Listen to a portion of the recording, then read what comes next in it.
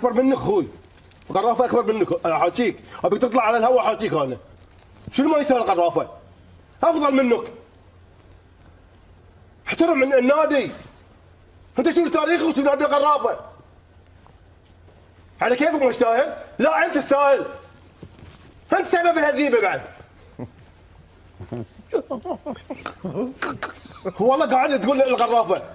تعتذر، مو تعتذر على الهواء، تروح نادي الغرافه تعتذر هناك.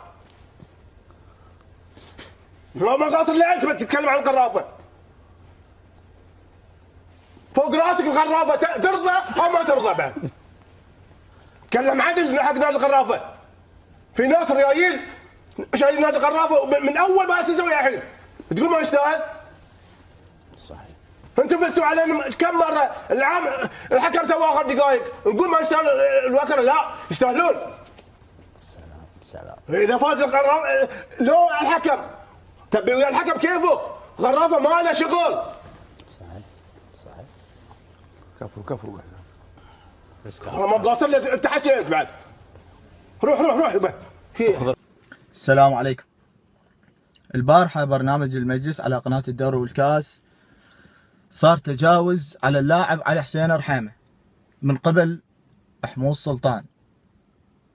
أقول لحمود سلطان من تكن أنت حتى تتجاوز على علي حسين رحيمة؟ وشنو اللي بدر من علي حسين رحيمة حتى تتجاوز عليه بهاي الصورة؟ شنو يعني؟ وإذا قال ما يستحق الفوز، يعني صدق هم ما يستحقون الفوز لأن ركلة جزاء غير صحيحة.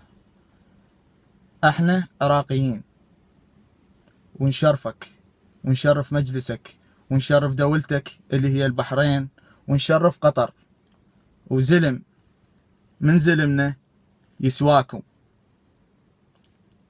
اعتقد وصلت الرسالة. في الله.